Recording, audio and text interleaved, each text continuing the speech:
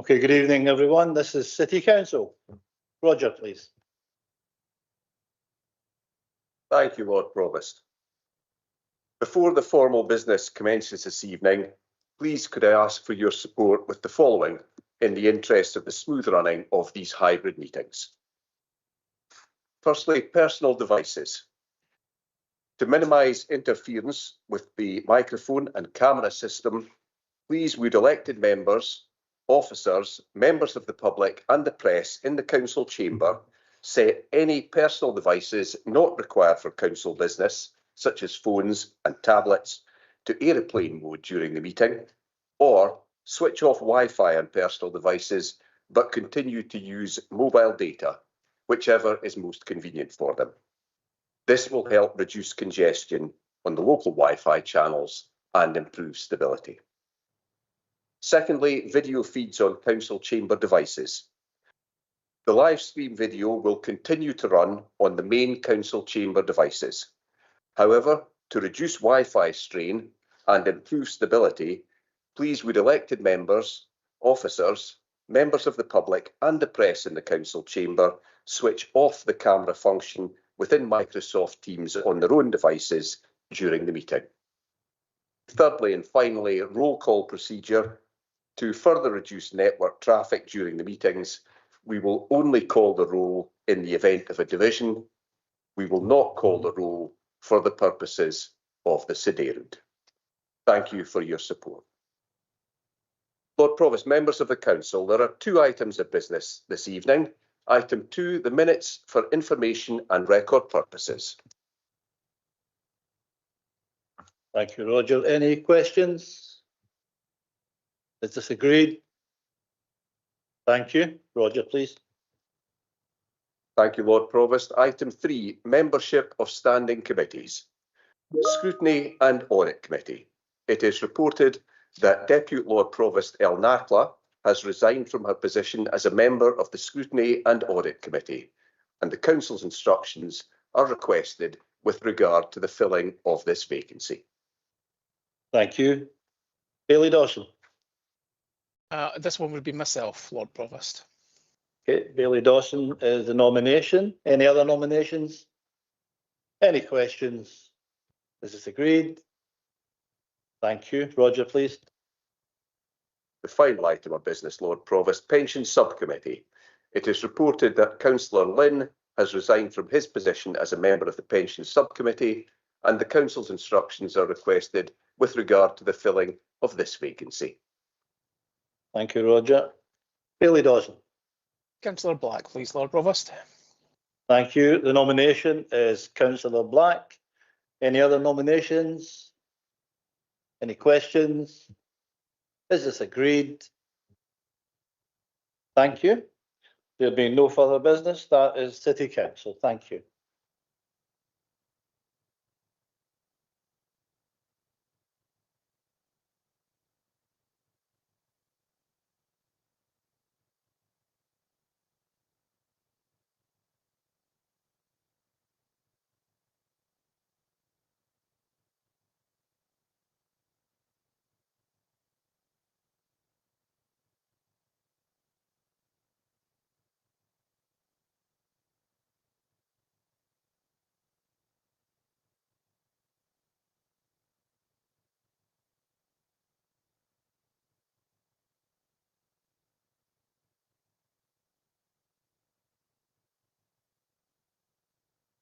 Hello and welcome to this evening's meeting of the Climate Net Zero and Environment Committee. Can I ask if there are any declarations of interest? I see none, so can we go through the agenda? Thank you. Item 2, Dundee's draft nature network consultation. You're asked to agree the recommendations. Okay. Thank you. You will see that the report is basically advising you to note the work that's been undertaken to date on Dundee's nature networks. There's been a consultation, a brief consultation meeting already around this work, and this report is asking you to approve further community consultation. I can see that I have two questions, so can I take the first question from Councillor Coleman? Thank you, Convener. With regard to the proposed community engagement event scheduled for March, can I please ask, will this be face-to-face or hybrid? How will it be advertised to ensure good participation? And what are the target audiences? And what are the equality accessibility arrangements, assuming it is face-to-face? And how will feedback be analysed and reported, please? Thank you very much, Councillor Coleman. I've just received a note from Catherine that it's hoped this day will be on the Saturday, the 14th of March. But would you like to give, where is Catherine? Yeah. Oh, sorry, looking over there. You'd like to give more information on the plans for the day, that'd be great. Thank you, Convener, and thank you, Councillor Coleman, for the question. So I can confirm that the event will be held on the 14th of March in person at the Boomerang Centre within Dundee. So it's a joint event with our partners RSPB. So it'll be publicised through the usual council communications channels and promoted also by RSPB. And we will, of course, collate all of the feedback from that event, which will be used to inform the final nature network, which will be reported back to committee later on this year. Thank you. Councillor Coleman, I hope you're happy with that. Can I also ask whether elected members can attend this event? Thanks for the further question. I do believe that they can. Yes, thank you. So hopefully we'll issue an invitation. Can I ask if people are happy to note the progress and approve the... Oh, Dorothy, sorry. See, I can't hear properly and I can't see either, Dorothy. Thanks, Heather. The purpose of the community engagement event is to raise awareness of the Draft Nature Network and provide an opportunity for public consultation and local data gathering. Members will be aware of environmental community groups, for example, friends groups across the city, who've been working over many years to protect and enhance biodiverse habitat. But I see no reference to these groups in the report. At 4.4.2, the report tells us that community participation will be the driving force for future projects.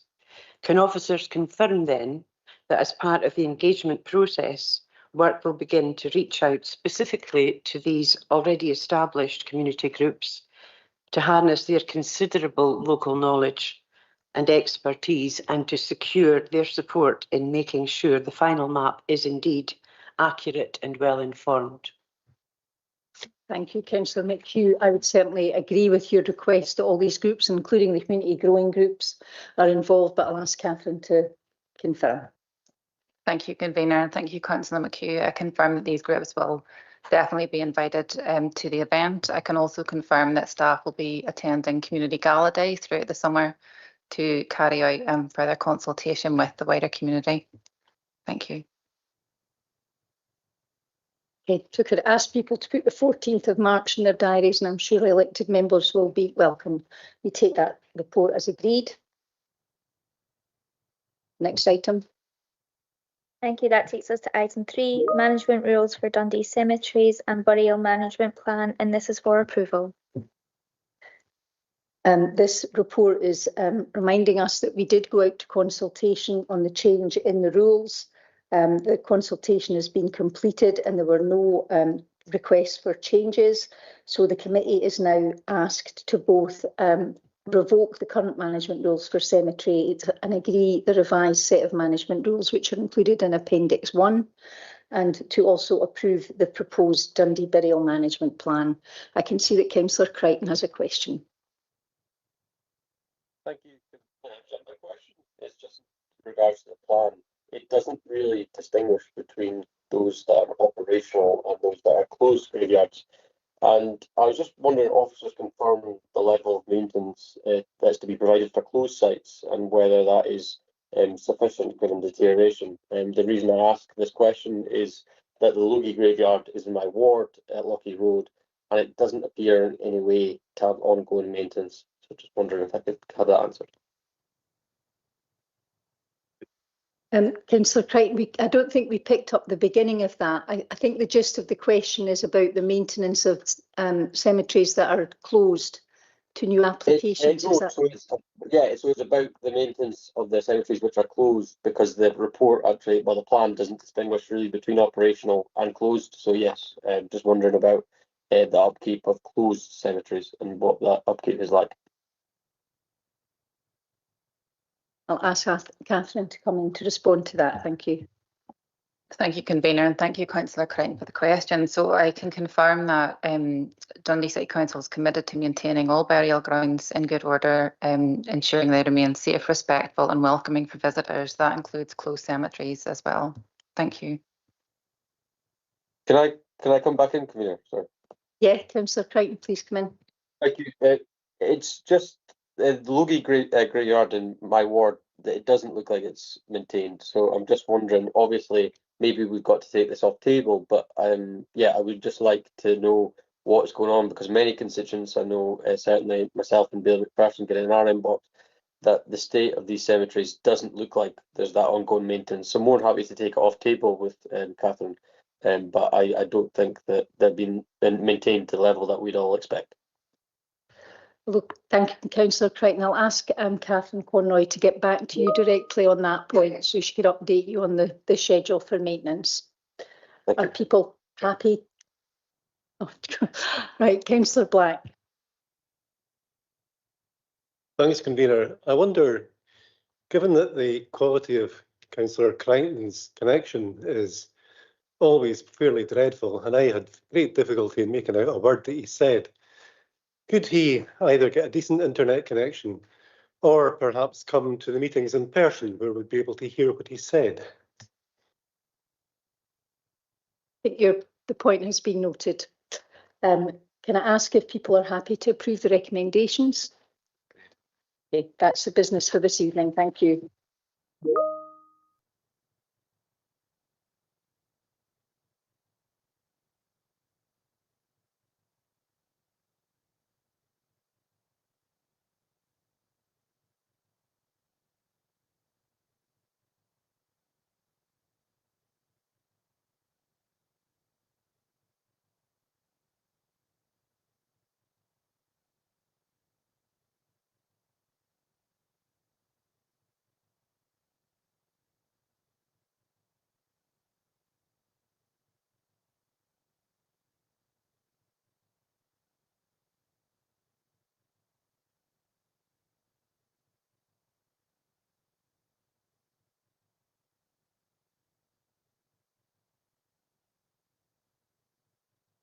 Hi, good evening and welcome to the City Growth and Infrastructure Committee. The first item, please, Laura.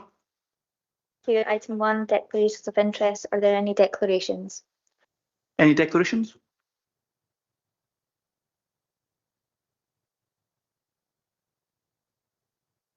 Don't see any declarations, so we'll just move on, please. Thank you. Item 2, Dundee Streets Ahead Design Guide. You're asked to agree the recommendations. Thank you very much. Well, hopefully this is self-evident, but just before we get into the report, I'd just like to welcome Mr. James Mullen in as his first committee as Head of Sustainable Transport and Roads. So welcome, James. And in terms of comments, I've got Councillor Duncan first, please. Comment and question. Yeah, thanks, Convener. Yep, just really to say I'm really quite impressed with the content of this report. It's well thought out and it's well written, so pleased about that. However, on page 25, the report rather contradicts the concept of standards by saying, and I quote, "The strict application of the standards contained in this document may not always be entirely appropriate, and the Council reserves the right to vary the requirements to cater for differing circumstances." So I'm just wondering, can officers explain under what defined circumstances standards would be varied, and whether there is a formal departures from standards process? It's just that without that clarity, are we not undermining the certainty this guide is supposed to provide? Thanks very much, Councillor Duncan. I didn't quite catch all of that, but I think it's a very technical point. I'll ask Mr. Mullen if he's able to answer that, but I do understand your overall principle about coherency and clarity. So, Mr. Mullen? Yeah, thanks, convener, and thanks to Councillor Duncan for the question as well. Just to confirm, in terms of departures for standard, there is a process in place, so any departures for standard would be reviewed by the Sustainable Transport and Roads. It'd also be considered at the council management team in terms of the city development team to review on that process. Thanks very much, Mr Mullen. Does that satisfy you, Councillor Duncan? I'm grateful to Mr Mullen. I just wondered if myself and possibly other members could have maybe some details, not right just now, but some details as to what the processes are. I'm sure Mr Mullen will be happy to pick that up off the table. Yes, I would be happy to provide that information. Okay, thanks very much, Councillor Duncan. Bailey Scott, please. Thanks, convener. I just wondered if the City Development Department ever has the money to do it, whether it would be looking to where and when it can retrofit some of the streets in the current public network. And I'm thinking, for instance, the updated guidance in respect of continuous pavements at minor road junctions, which seems to me to be a very good initiative. And if so, are we in a position at some stage that we'll be looking to try and bring as many of our own streets up to meet the guidelines? Thanks, Bailey Scott. Mr Mullen? Yeah, thanks, convener, and thanks, Bailey Scott, for that question. Yeah, areas of sort of continuous pavement is works that we're looking at through funding through Transport Scotland, through their Active Travel Infrastructure Fund.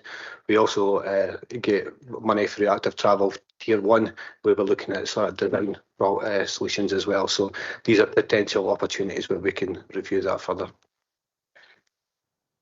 Thank you again. Councillor McHugh, please. I have a comment. I'd like to commend the author or the authors of the impact assessment attached to this report. It's clear to me that proper consideration to each of the groups potentially impacted by these new proposals have been properly considered. In my view, this is a refreshingly thorough assessment and just what elected members need to make an informed decision. So thank you for that good work. Thanks very much, Councillor McHugh. I'm sure the comments are much appreciated, and I would echo the sentiments of yourselves and others thus far. I think it's an excellent report, and great that we've got this timely upgrade to all the works that we, excuse me, that will be done in the future and will be met to the standard. Councillor Short, please. Thank you. On page 19, there is an area that talks about developer engagement, and I guess as an active travel nation, and myself being an active traveller, it's really important that if we are looking at new developments, that we go in very early and look at the options that are available for people not to take cars. Is this something that this new street design approach will allow to facilitate? So, for example, when discussing with a developer, you would also bring in into the conversation any of the bus companies that operate in and around the city. Thank you for the question, Councillor Short. Mr Mullen? Yeah, thanks, convener, and thanks, Councillor Shaw, for the question. Yeah, within the document, what we're highlighting is the early engagement with officers is welcomed, and that's through the planning process and also from other groups. And if it is looking at improvements to public transport, then again, engaging with local bus providers as well. So, yeah, we want early engagement as soon as possible with developers. Thanks very much. I don't see any other elected member comments, so can this approval of the Dundee Streets Ahead Design Guide be approved? Thank you very much. Got to the end of that sentence. Item 3, please, Laura. Item 3, Business Improvement District Update. You're asked to agree the recommendations. So this report updates members on the business plan that's been published in support of the proposed City Centre Business Improvement District. Noting this is aligned with the Dundee Local Development Plan and the City Centre Strategic Investment Plan. Committee is asked to authorise the Chief Executive to vote yes in the bid ballot. Bailey McPherson, the first question, please. Thanks, convener. Could I firstly thank officers for what I thought was a very useful briefing recently, and in particular thank Louise Fraser, the bid project lead, who was very good in terms of the presentation and also answering questions. I had a a question which was followed up afterwards, and that was about those businesses which have a rateable value of less than 25,000, because they will not be part of the bid. That's the, if you like, the de minimis level. The number of these is quite significant. 900 is the approximate number of businesses which will not be part of the bid. And I was given an assurance that there will still be opportunities to engage, and there will be potentially a place or places on the bid board for businesses that are not included in the actual bid because of the size of the rateable value. I would just simply make the point that it's vitally important, given the very significant number of businesses we're talking about, that they do feel part of this. That we can't have sort of two classes of business in the bid area. I'm sure officers are very mindful of that. I have a specific question regarding the bid. Our group welcomes the ambition behind the bid proposal, but obviously we all have a responsibility to be clear about the council's financial exposure. I'm just wondering if officers can confirm whether the £30,000 annual levy is the full and capped amount the council will be liable for, and there are no additional contingent costs beyond that. For example, that the cost of collection which the council's picking up will be fully reimbursed. Thank you for your support comments regarding the briefing that I was at and also found extremely helpful. I believe you're correct on those points, and I'm happy to bring officers in to confirm that. I would say that the bid is obviously independent of the council, but I'll bring in Mr Hamilton to confirm. Thank you, Convener. Yes, I can confirm that the council's contribution is capped at that £30,000. There has been a great deal of dialogue with colleagues in corporate services during the development of the business plan and how the collection of the levy will actually operate, and all costs that the council incur in doing so will be reimbursed by the bid if the ballot is successful. That's very helpful, thank you. Thank you both. Councillor Short, please. Thank you. I had a follow on to Bailey McPherson's question, and it was really about the fact that if somebody wants to pay their money, even if they are under £25,000 and they want to be part of that, then they're more than able to do so, which is also good to see. However, my question is around about some of the sticky areas that might happen with regards to the communication. Not every business person is on LinkedIn. Not every business person, believe it or not, is listening to this committee tonight. And I just wondered, of local business people who will have rateable values over 25, and can we be part of the opportunity to speak to local businesses that we know as well? Is that something that's encouraged? And presumably the more people that are involved in the bid process and the more that come in with an answer, the more robust it will be with regards to taking it forward or not, as the case may be. Councillor Short, Mr Hamilton, please. Thank you, Convener. Yes, I confirm that I think businesses who are involved in the steering group and supportive of the bid have been very active in trying to ensure all businesses in the city centre are aware of the live ballot and are encouraged to vote. I think it's entirely appropriate that elected members take that opportunity. And I do know that there was a meeting of the steering group earlier today, and part of the discussion was about how that message can get out to all businesses to ensure that we do get a healthy response to the ballot. Thank you, Mr Hamilton. Does that answer all your questions, Councillor Short? Thank you very much. I know that Councillor Shears has withdrawn his question, so thank you very much, Councillor Shears. Are there any further comments on this item? No. Can I take that as approved? Thank you very much. Next item, please, Laura. Item 4, UK Government Local Growth Fund, and you're asked to agree the recommendations. So this report provides an update on UK Government's recent announcement of the Local Growth Fund, which will be a replacement for the UK Shared Prosperity Fund. Although full details of the fund have not yet been announced, the committee is asked to note that UK Government expects an investment plan to be developed, setting out how the Local Growth Fund will be delivered through the Tay Cities Regional Economic Partnership. Details of this investment plan will be reported to committee later this year. Now, I have an amendment and be grateful if committee services could circulate this to members just now, but I'll take questions from members in the first instance.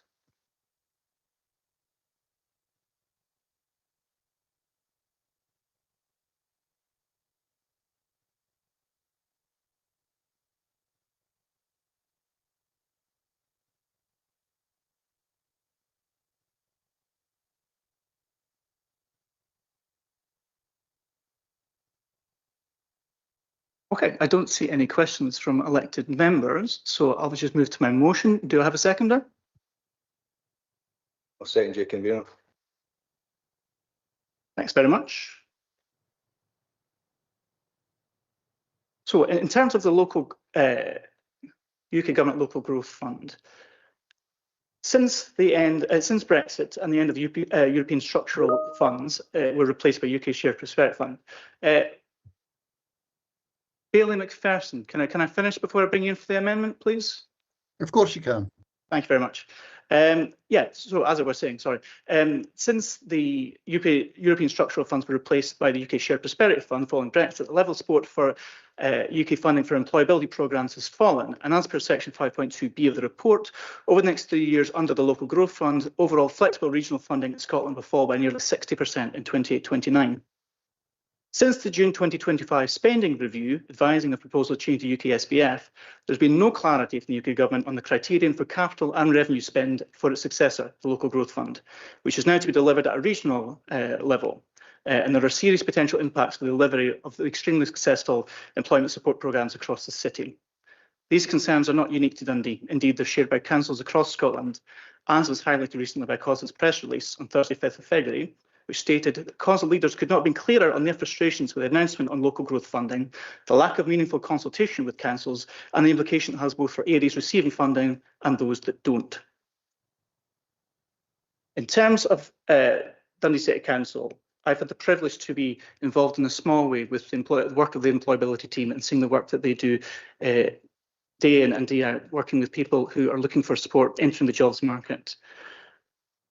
We have over 1,400 people that were helped last year by the employability team.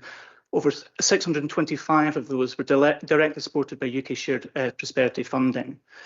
We have business gateway teams that are working, that are supported by UK Shared Prosperity funding in its current guise. The concerns going forward in terms of the changes of this are that this funding will not be sufficient to deliver the same level of service provision that we have within the city, which is delivering excellent results. We have people that are being supported into employment have an over 86% retention rate after 6 months and over 74% after a year. These are incredible figures and testament to the work of the entire partnership within the city in terms of supporting people in continued employment. Now, obviously, the focus going forward is on regional work, which obviously we all support. However, the lack of clarity is extremely concerning. And what we're seeing at the moment, as I say, is something that we've had advanced sight of since June of last year, that has been repeated lobbying at all levels across Scottish councils, by economic development officers, by COSLA, with councils directly, with the Secretary of State. And we have not had that clarity as been promised. So I find this deeply, deeply concerning. Councillor Short, please. I saw in the local press one of our really successful businesses in the city are looking to employ additional staff.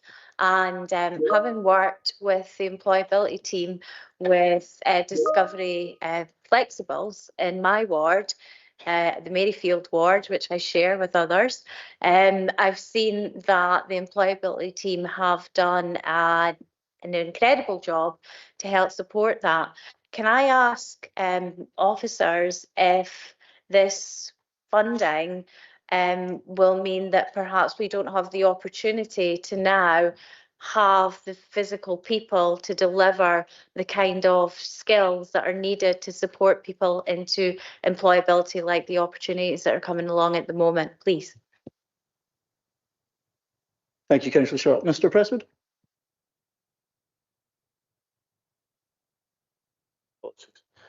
Convener, many thanks. I think the challenge at the moment is we don't know what the themes from the UK government will be for investing this important cash. I think the report sets out very clearly some of the concerns that we have. The regionalisation, whilst the correct thing to do strategically, poses operational challenges that we need to resolve, and we perhaps have a short timescale than we would like to use for that. The shift from a revenue-based solution to a capital-based solution will also raise significant issues for us. So we would have preferred to have seen the themes earlier to allow us to plan more effectively at national, regional and local level. We still hope, I think, to receive the themes within March, and I certainly hope that employability will remain one of the key 4 themes for us in continuing to deliver the kind of important results that the conveners talked about. Perhaps Mr. Hamilton wants to come in.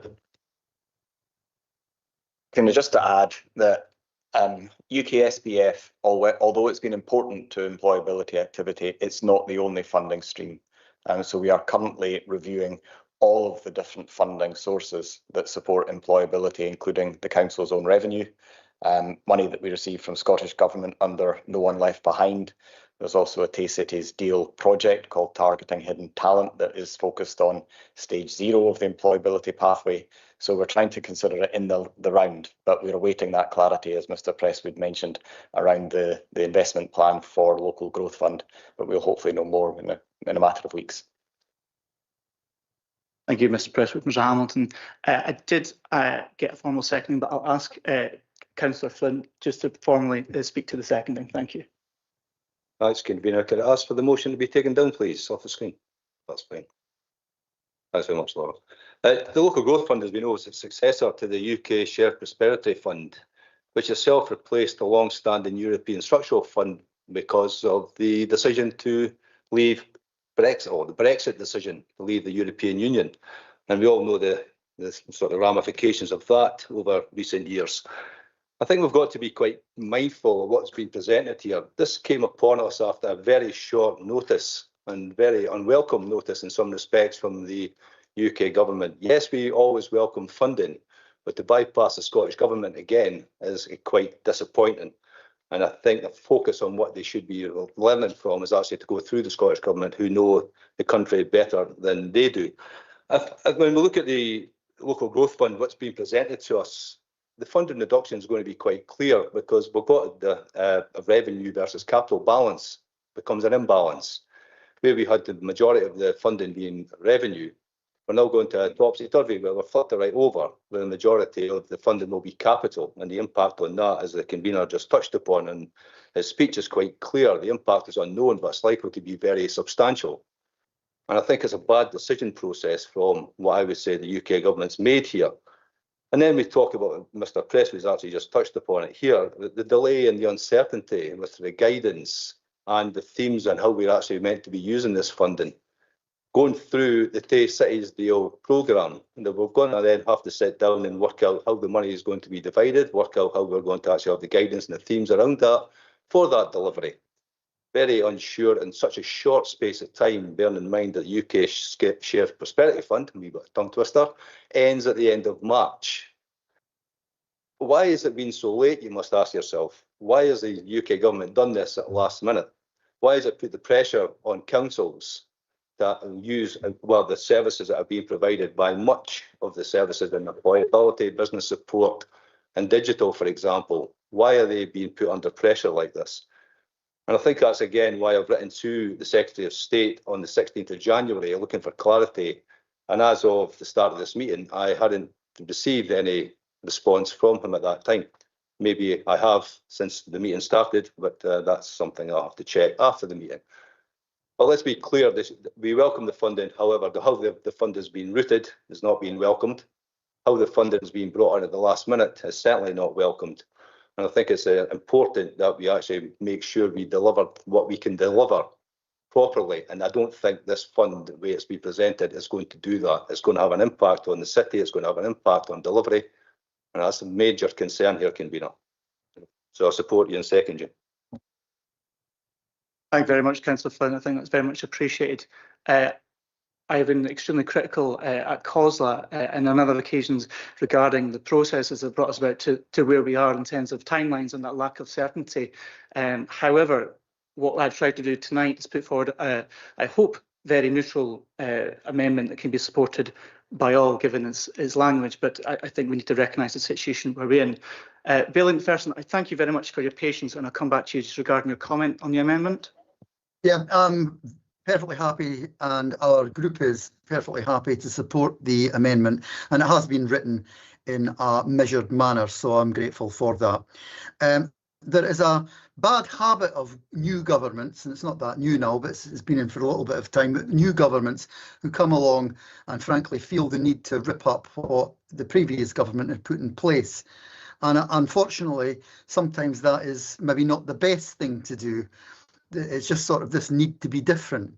And the problem is that here we have what is potentially a very real loss of locally controlled revenue funding, a loss of certainty of ongoing service delivery.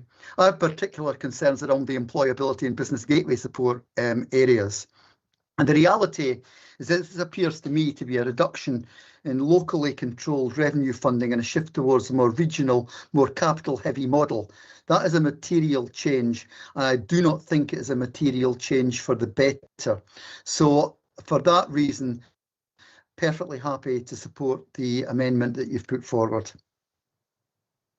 Thanks very much, Bailey McPherson. I completely endorse your comments and I'm grateful for your support on that, and I hope we can have cross-chamber support on this. Councillor Shears, please. Yeah, thanks very much. Just to make it clear that the Labour group will be supporting as well. I mean, we could argue all day about whether short-term revenue funding, long-term capital investment is best for this council, best for that council. It's clear these changes aren't what's best for Dundee at the moment. But the absolute worst thing for the city at the moment is the uncertainty. So we're happy to back this.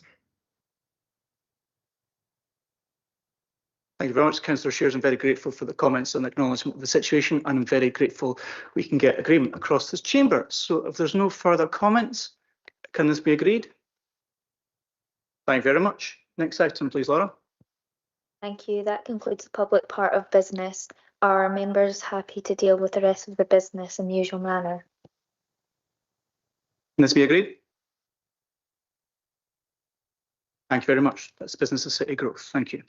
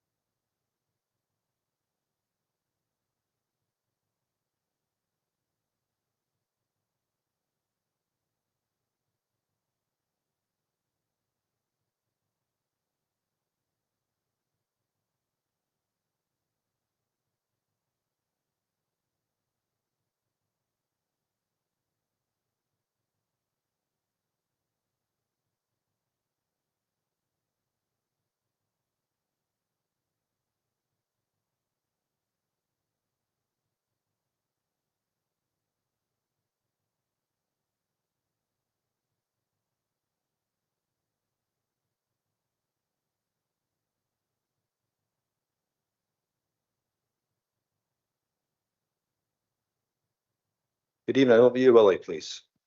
Okay, thanks, Convener. Firstly, are there any declarations of interest? Don't think that was a declaration. I don't see any, so just move on, please. On. Okay, thanks. There being no declarations, takes you on to item 2, capital expenditure monitoring. This is for noting. Committee's asked to note the report which shows the latest position regarding the council's capital plan for 2025 to 2030. I'll bring in Councillor Duncan, please. Yeah, thanks very much, Convener. Yeah, it's just a question. I'm looking at, as at the 31st of December, only 41% of the HRA capital budget has been spent. That compares to 53% at the same point last year.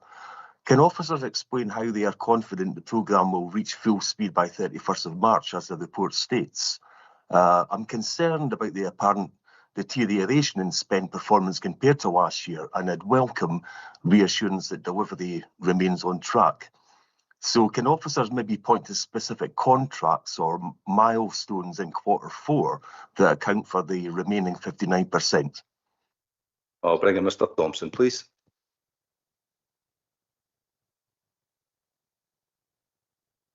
Thank you, Councillor Duncan, for the question. So I can confirm that the information in the report was based on the latest available information that was required, or available rather, at the end of December. And at that point, officers from finance worked closely with neighbourhood services colleagues to provide details of those projections. So they were confident at that moment in time that remained accurate, but I'm happy to come back with some further detail in relation to the specific activity that will happen in the last quarter to give that further assurance to all members. Does that answer your question, Craig? It does indeed, and yeah, if we could have that information. Thanks very much, Mark. Thank you. If that could be spread to all the elected members, please, Paul, send out. Thank you. Next one, please, Wally. Take that report agreed. Thank you. Okay, thanks, Convener. Take you on to item 3, revenue monitoring. This is also for noting. Again, this report provides the committee with analysis of 25-26 projected outrun at the 30th of November 2025 and the impact on the Council's overall revenue budget position. Councillor Coleman, please. Thank you, Mr Convener. I have a question about the HRA that quite concerns me and my group. The revenue monitoring report states that the HRA is projecting an overspend of 2.552 million. The HRA renewal and repairs fund opening balance was 3.193 million. So after absorbing the overspend, the projected balance on the 31st of March 2026 is only 0.641 million. The report then further states that if the HRA reserve were fully drawn down, any further overspend would be absorbed by the general fund. My understanding is that the HRA is ring-fenced and cannot legally be subsidised by the general fund. Could officers please clarify that position? Given that the HRA cannot legally be subsidised by the general fund, what contingency measures are in place should the overspend exceed the available reserves? Thanks for the question. I think Louise is online. Louise? Yeah, thank you for the question. In terms of that, what I would highlight is that officers are undertaking scrutiny in terms of, you know, line by line review of the expenditure within the House and Revenue account and looking at all options in partnership with other service areas to ensure that we mitigate in as much as we can any further overspend within the House and Revenue account and look at opportunities in terms of saving and reduction of costs, given the pressures that you've noted within. If I can ask for the Executive Director of Corporate Services, though, just to confirm explicitly in respect of your point around the subsidising of the HRA in terms of the General Fund, Convener. Yeah, thank you. I was going to bring him in anyway. Thanks, Paul. Thank you, Councillor Coleman, for the question. So in respect of the subsidy, if in the event that the R&R fund was fully utilised for the year or used up by the overspend, then any additional amount would require to come from the Council's general fund. What we can't do, however, is plan to use the Council's general fund when set in the budget. So this overspend, you know, wasn't planned, and it's something that's happened as an exception. Albeit, I would pick up on the point that Louise picked up on as well in terms of next year's budget. I think the recently agreed HRA budget for 26-27 takes full cognizance of some of those ongoing cost pressures, and they've been reflected in the rent increase. So officers, through managing those adjustments and indeed the budget, we'd hope that the R&R fund would be replenished accordingly. Thank you. Does that answer your question, Daniel? Thank you, Mr Convener. Thank you very much. Councillor McHugh, please. Sorry for the garbled messages. I also had a question for you, Paul, on the what I call the reserves in the renewal and repair fund. And I think back to the heady days when I was a first a councillor, and there was £11 million in the renewal and repair fund, and I was so eager to spend some of it. And you were careful to tell me that once it's spent, and it can only be spent once. So now it seems it's spent. But let's hope we can, build up these funds again next year. So my question relates to 8.2 in the report. And this shows higher than budgeted costs for relets as part of the overall 2.5 million overspend. I'm wondering if there's any further detail on this specifically. Is this cost pressure related to an increased number of relets over the period?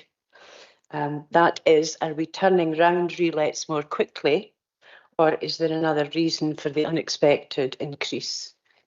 Thank you. I'll put the question to Louise, if that's okay. Louise, please. Yeah, happy to. Thank you, convener, and thank you, Councillor McHugh. If I could just reflect on the HRA rents report that previously went to committee in October and January earlier this year. What that highlighted was the requirement for additional budget to be added within this specific area in respect to voids. And that was based on a review carried out in terms of the work content and the quantity of void, as well as the demand and resource requirements associated from construction services and the costs associated to that. So as the Executive Director has set out, what we're looking to do is ensure that the budget directly aligns with those assumptions in terms of work throughput and relets in particular. And what that saw is an additional 2 million being added into this budget to be able to meet that demand. And I think what you're seeing within the monitoring is the change in the demand, the work content and the required resource requirement, those costs now hitting in terms of the overspend position that we've reflected in the monitoring that is before you. So it is a mix of those aspects, not necessarily around the increase in void number, but work content and the resource requirements associated to be able to get that throughput of voids. Thanks, Louise. That answer your question, Dorothy? Yeah, thanks very much, Louise. And I don't see any further questions. Can we take that report as agreed? Thank you. Move on, please. Okay, thanks. Takes you on to item 4, capital plan. Your key recommendations. Thank you. The report presents proposed changes to the 25-20 to 30 capital plan to prioritise projects within the available resources and to recommend allocations for 2030 to 31. Billy McPherson, please. Thanks, Convener. I have a couple of questions regarding the information on page 44. Under recycling initiatives, there's 160k has been set aside for the new financial year 26-27. There wasn't anything in for the current financial year, and I was just really wondering what these actually are. And also, I noticed there's a sharp decline, in fact, in transport and infrastructure net of external funding, and 153k is envisaged for 26-27. Again, I'd just like some detail on what this actually consists of. Thanks for the question. I'll bring in Claire, please. Thank you, Convener, and thank you, Billy McPherson, for the questions. So in terms of the £160,000 in recycling initiatives, the plan is to utilise this budget to carry out improvements at Marchbank's transfer station, specifically at the food waste transfer area, to ensure continued regulatory compliance and to support initiatives within the waste and recycling strategy and action plan. Thanks. Apologies. Second question. Yeah. So, Billy McPherson, in terms of the second part of your question, so in relation to the £153,000 transport and infrastructure, this is intended to provide potential match funding for projects supported through Transport Scotland's Active Travel Infrastructure Fund.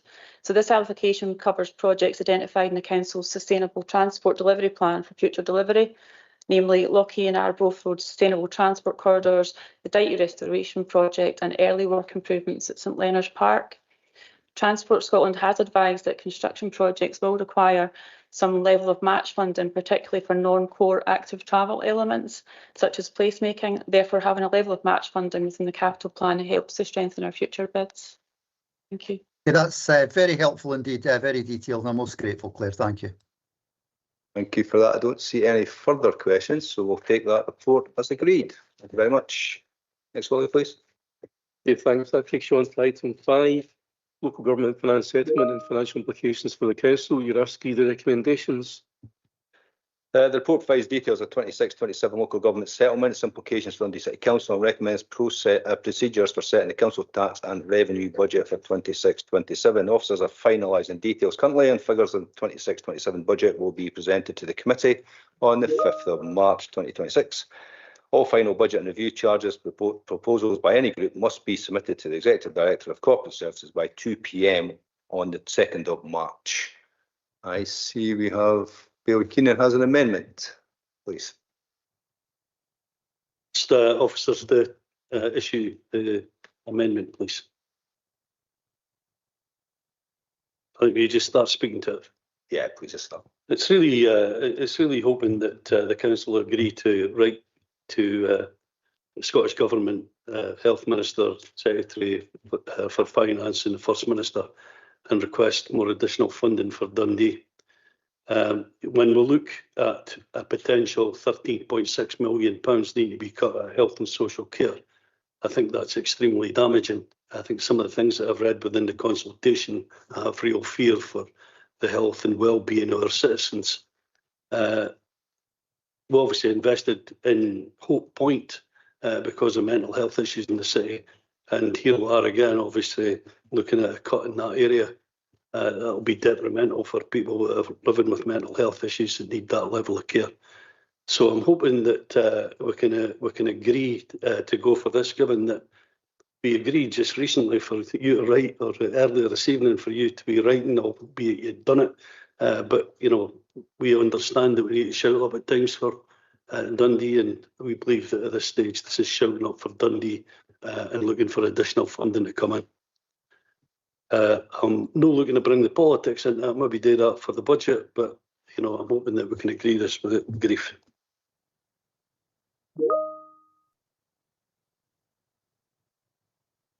Thanks very much, Bill. Dorothy, would you like to second? Thank you. As a Labour Group representative on the IGB, I wholeheartedly support Billy Keenan's amendment. Following the Scottish Government's latest settlement announcement, IGB members have been working through officer proposals for a balanced budget, as we are required to set by the end of March. The prospect of making swingeing cuts to vital services for some of our most vulnerable communities makes a mockery of the IGB's current strategic plan titled Plan for Excellence. IGB members were warned at our last budget development session that we have now reached the stage where we cannot continue to deliver all the services we should in the same way, and that services need to be reduced, changed or stopped to enable delivery of a balanced budget. So that's the imperative here, to deliver a balanced budget. No longer a plan for excellence in the provision of health and social care services to our communities, just cut whatever we need to, regardless of the human cost. Be under no illusion.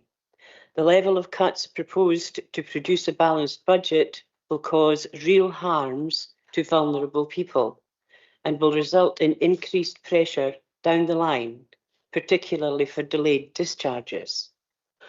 Older people will be admitted to hospital in greater numbers and will again languish in hospital beds, unable to be discharged because there's insufficient capacity to provide the care they need at home. Cuts to other services, including those provided by the third sector, will deplete preventative and early interventions to stop people from going into hospital in the first place. And of course, this is not just Dundee's dilemma. COSLA leaders described the recent budget settlement as undermining the foundations of a fair and sustainable care system that risks reversing progress towards a model that truly meets people's needs. And COSLA warned that the budget is not just disappointing for social care, it is damaging. Dundee IGB members are under pressure to pass a balanced budget. This is an impossible situation. Without significant additional resources, services already under strain will be pushed ever closer to breaking point. And quite frankly, in a few short weeks from now, vulnerable people will begin to suffer. I urge you to support this amendment. Thank you for that. Bill McPherson, please.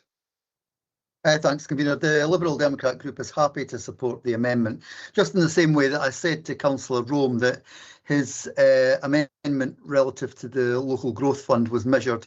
To be fair to the Labour Group, this is also measured.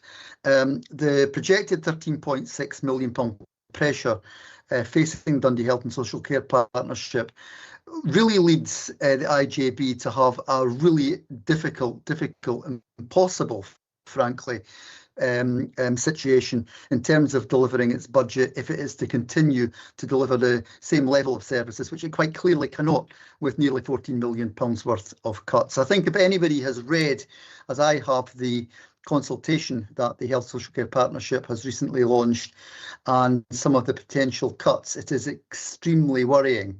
So I think given that, I am happy, and as are my colleagues in the Liberal Democrat Group, to support the amendment that is before us tonight. Thank you, Convener. Thank you for your comments. I think in this particular case, we'll take maybe a 5-10 minute recess until we have a discussion about the proposal in front of us, and we'll come back in, say, 10 minutes. Okay, thank you.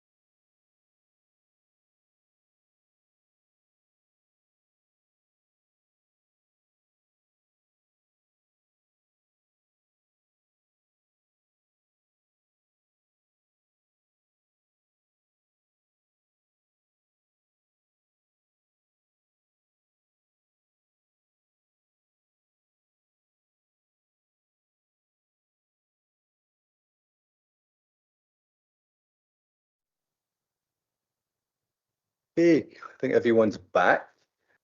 Yep, okay. Thanks for your input into it and the motion and being seconded, etc. Just to, if you're happy to make a few amendments, Bailey Keenan, I think you would probably get cross-party support. One is probably the correction of the budget deficit. I believe it's 12.6, not 13.6, just this minor issue. And the last paragraph be removed. If you're content with that, I think my group would be quite minded to support it. But also bear in mind that the government and the Scottish Parliament have passed their budget, and the Labour Party really didn't contribute much to it. And I think if they actually put some effort into actually contributing to the budget, they may have got what you're asking for here as well. So again, I'm quite content to send a letter from the Chief Executive, but I said from the disengagement from the UK, from the Labour Minister, Shadow Minister, I should say, especially the finance spokesperson. I think it might have been helpful if they understood the actual processes. I'll pass over to yourself. Well, obviously, kind of make a comment on how people in Edinburgh voted, but you know, we are where we are. We're concerned about what's going on in Dundee. I'm happy with removing the last paragraph if that's the bit that makes you feel comfortable. I don't feel that I could take it down to 12.6 million because I wrote to the IJB, Dave Berry, and Dave advised me that it was 12.6 million pounds worth of consultation and £1 million above that to close the gap. So the figures that are in our report of 13.6 million reflect where things are at the moment.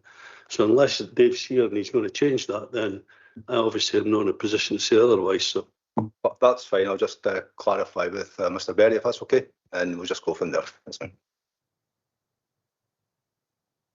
Yes, thank you, Convener. I can confirm that the deficit is 12.6.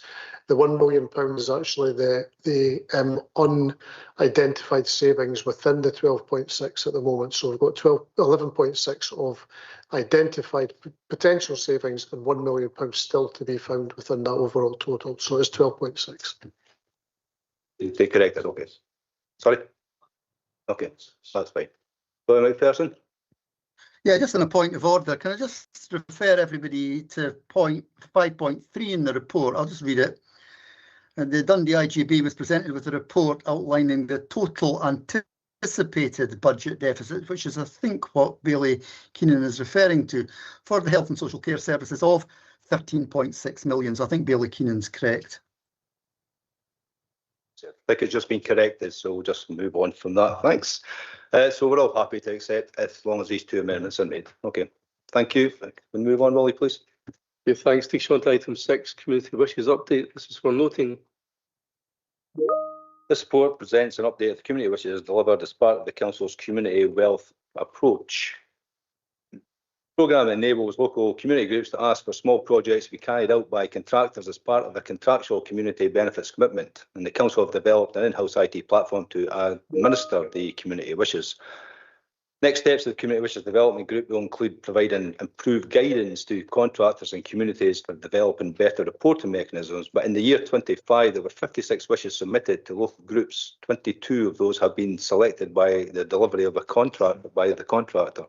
13 projects have been delivered, including feasibility study for street soccer, forklift training for Dundee Burns employees, and the provision of a new printer for Campi growers. I see Councillor Crichton, you're first. Thank you, Convener. Just checking that you can hear me all right. I think my connection's fine, but just checking. I can hear you, but it's not very good, to be completely honest. Right, well, no, given the low uptake reported on page 69, has there been any direct engagement with contractors to assess whether the availability, pricing or procurement processes are acting as barriers to take up? Sorry, Councillor Crichton, your sound is just horrendous. It's very difficult to make out what you're saying.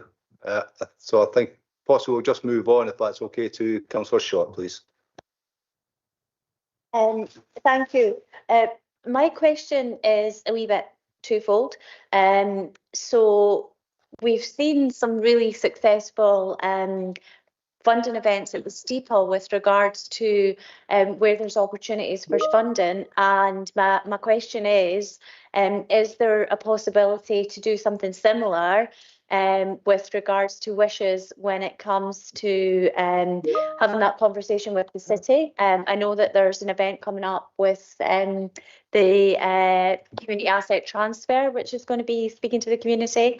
And the other thing was, because of the take up, may not necessarily be of some of the not so large businesses in the city. I wonder if there is an opportunity to discuss at the Meet the Buyer event, which was just put out today as a media delivery.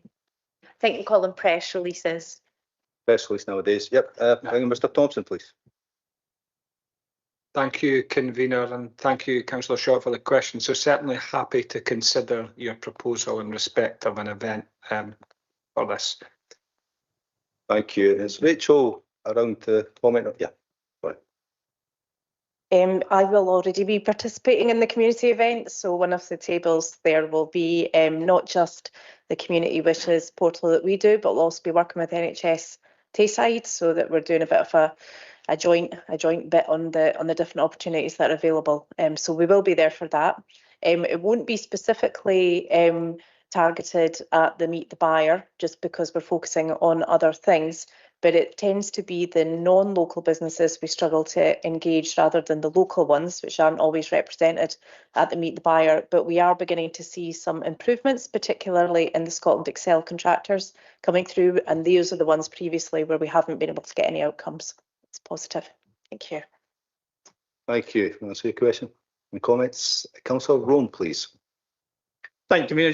I wasn't planning on speaking, just a very brief comment on this. Just like to welcome this and thank officers for what's an extremely honest self-evaluation and a useful summary of all the work that's taken place so far. I think it's great that we're learning lessons for the engagement so far with project deliverers, and although there are teething problems with it, it's good that we accept what those are and know how we can move forward. So again, thanks for all the work that's gone in so far into getting contractors to deliver on the promises. Thank you. Yeah, thanks very much for your comments. Bill McPherson. Thanks, convener. We do have a councillor's code of conduct to show respect to all members. And I think you may not have heard Councillor Crichton. I could hear him perfectly. There's nothing wrong with his Wi-Fi.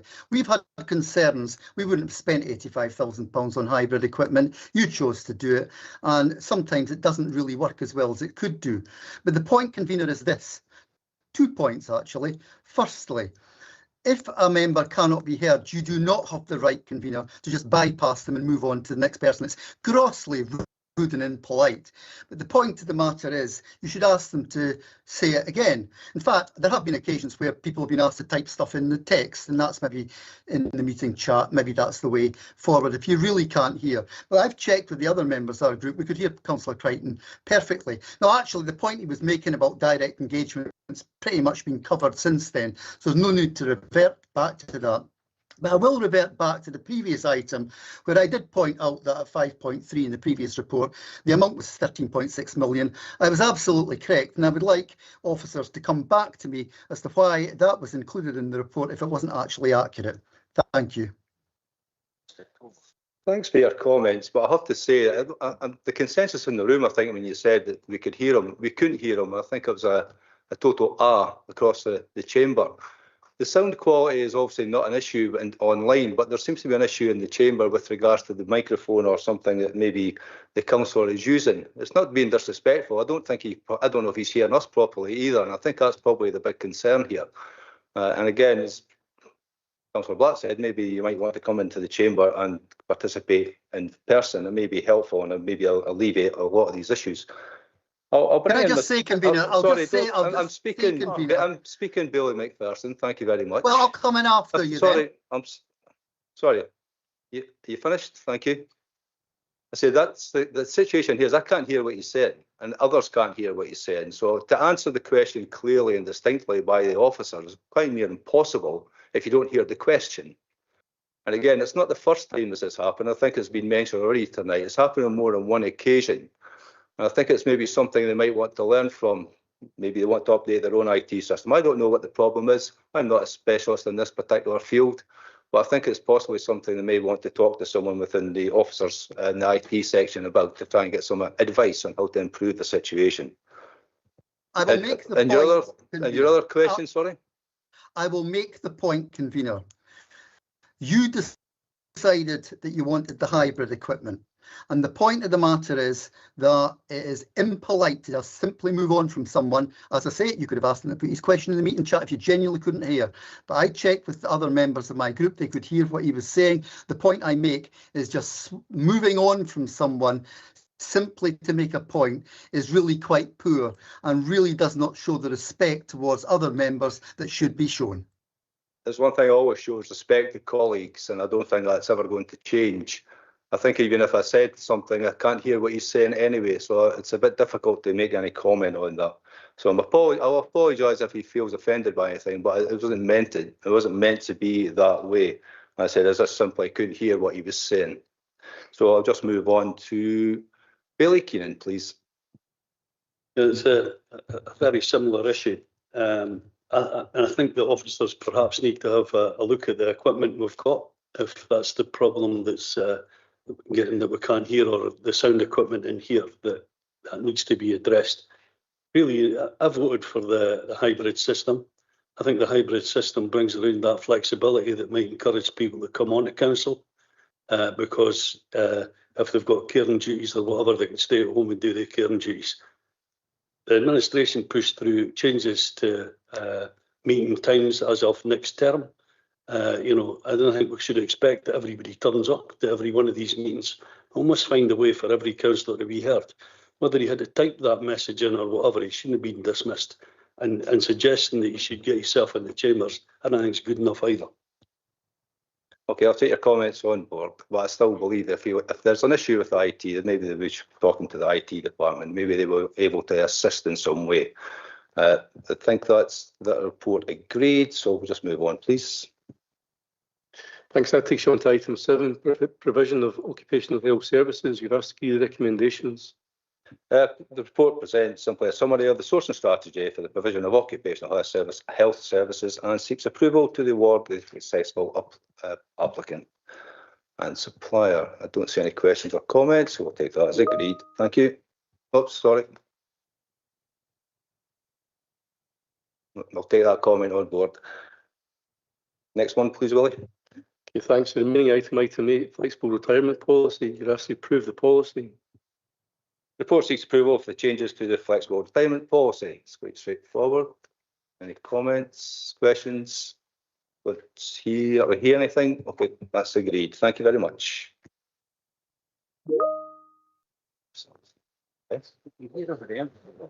Thanks for that. Whether it's councillors, agrees, happens all the time.